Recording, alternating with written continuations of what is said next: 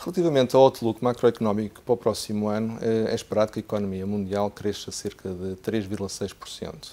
As economias avançadas deverão registrar um crescimento bastante mais moderado, na ordem dos 1,5%, pressionadas que ainda continuam com os processos de consolidação fiscal, tanto nos Estados Unidos como na Europa.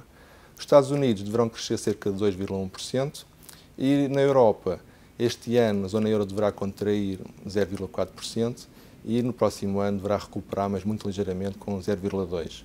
Os mercados emergentes deverão continuar a crescer acima da média, com um crescimento na média na ordem dos 5,6%, liderados mais uma vez pela China, que deverá registrar um crescimento de 8,2%.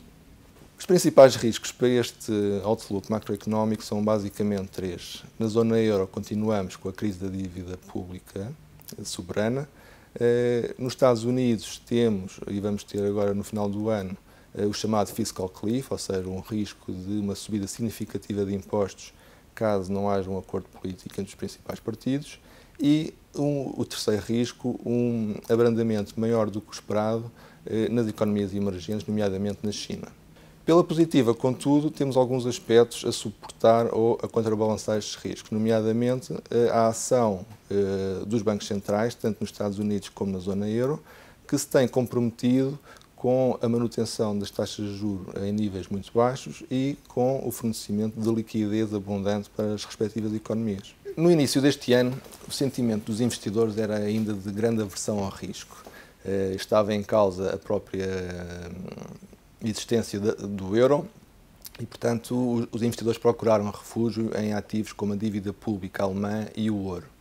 Entretanto, sobretudo a partir do verão, com os anúncios por parte do Banco Central Europeu e da Fed de injetarem liquidez e de suportarem os mercados, os investidores voltaram ou começaram progressivamente a voltar às classes de ativos com mais risco e desde então, portanto desde o verão, que classes de ativos como as ações e a dívida privada têm feito bastante bem. Relativamente à alocação de ativos recomendada, a nossa preferência é muito clara e recai nas ações e na dívida privada. Nas ações, por sua vez, a nossa preferência recai nos mercados acionistas norte-americanos. A economia americana encontra-se num estado de recuperação mais avançado, por exemplo, do que a economia europeia.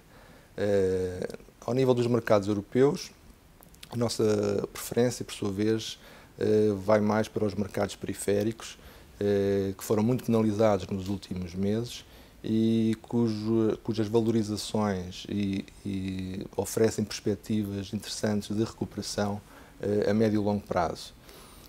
Nos mercados emergentes, a nossa preferência continua a ser os mercados africanos, cujas perspectivas de crescimento económico e demográfico, na nossa opinião, continuam a ser bastante interessantes. Relativamente à dívida pública, dois aspectos a considerar, na nossa opinião. Por um lado, ao nível dos países core, as yields continuam bastante baixas, aliás, em termos reais, continuam a apresentar valores negativos. E, por outro lado, ao nível dos países europeus periféricos, os preços recuperaram muito nos últimos meses e, por conseguinte, recomendamos alguma cautela. Relativamente à dívida privada, mantemos a nossa preferência dos últimos meses pelo segmento de obrigações high yield.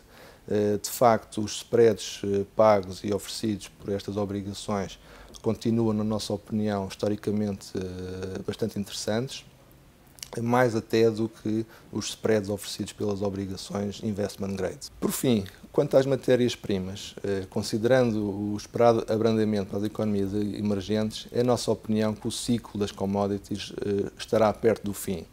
De facto, os últimos 15 anos foram de fortes subidas. A outperformance desta classe de ativos relativamente, por exemplo, às ações foi significativa e, por conseguinte, é a nossa opinião que o binómio risco-retorno não é favorável neste momento.